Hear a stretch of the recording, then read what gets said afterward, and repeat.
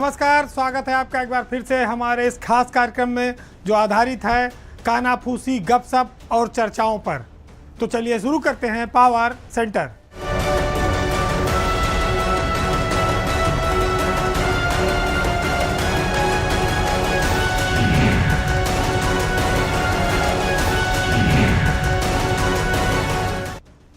सियासत में कौन नेता कब कहां पहुंच जाए इसको कोई कह नहीं सकता।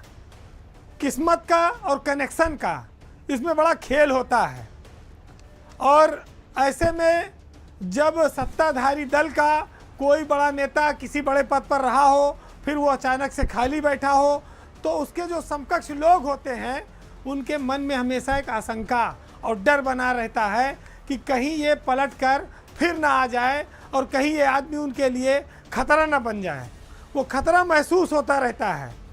ऐसा ही एक नाम उत्तर प्रदेश की बीजेपी में था, डॉक्टर दिनेश शर्मा का। डॉक्टर दिनेश शर्मा उत्तर प्रदेश में 5 साल तक उप मुख्यमंत्री रहे और योगी की जो पहली सरकार थी उसमें वो बड़े नेता के तौर पर, ब्राह्मण समाज के नेता के तौर पर उनकी एक पहचान रही। लेकिन जब योगी पार्ट 2 सरकार बनी तो उप मुख्यमंत्री की कुर्सी जो है वो उनके हाथ से फिसल गई। अब ये 1.5 साल हो गया। उनकी जगह ब्रजेश पाठक को उत्तर प्रदेश में नया उप मुख्यमंत्री बनाया गया। दिनेश शर्मा सरकार में किसी पद पर तो नहीं रहे, लेकिन उप मुख्यमंत्री के तौर पर उनके पास जो सुरक्षा और प्रोटोकॉल था वह उन्हें लगातार मिलता रहा, जारी रहा। और यही प्रोटोकॉल और सुरक्षा तमाम बड़े नेताओं के मन में आशंका पैदा करती रही, बढ़ाती रही कि दिनेश शर्मा फिर कभी कोई चमत्कार कर सकते हैं। अब करीब 1.5 साल बाद राज्यसभा की एक सीट के लिए भगवा दल ने दिनेश शर्मा को अपना उम्मीदवार घोषित किया। दिनेश शर्मा के दिल्ली जाने की खबर से यूपी के बड़े नेताओं ने बड़ी राहत की सांस ली है।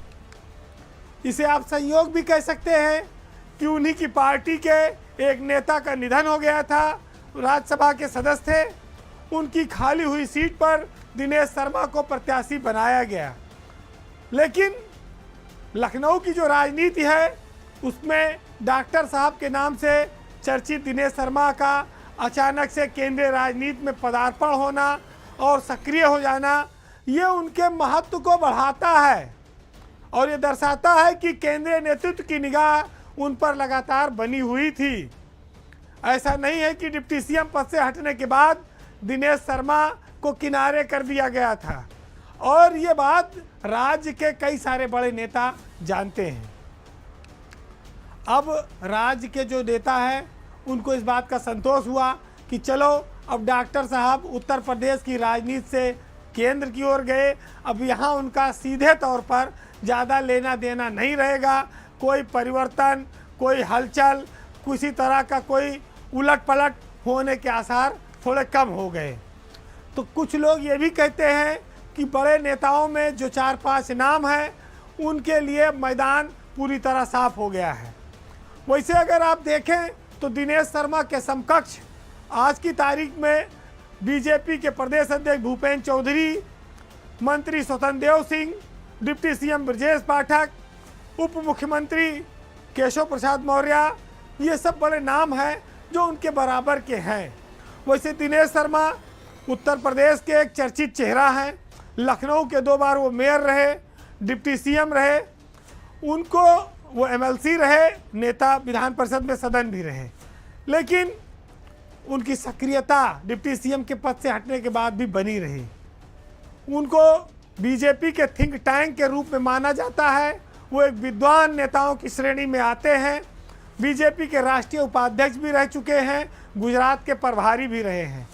उनके इस दिल्ली कनेक्शन से एक बात साफ हो गई है कि बीजेपी में पावर सेंटर जो है वो सब पर निगाह रखता है और किसका कहाँ इस्तेमाल और उपयोग किया जाए ये भी वो ध्यान रखता है। बीजेपी एक ऐसी पार्टी है जो अपने नेताओं के बीच भी संतुलन बनाने की कोशिश करती है और मैसेज भी देती रहती है। हालांकि कोई चीज़ कागज़ पे लिख के नहीं दिया जाता कि किसको ठीक करने के लिए किसे बनाया जा रहा है, लेकिन बहुत सारी चीज़ें लोग ऐसी समझते और जानते हैं कि किसी की तैनाती, किसी की ताजपोशी, किसी का इनाम, किसी को संदेश देने के लिए, किसी को रोकने के लिए, किसी को समझाने के लिए भी होता है।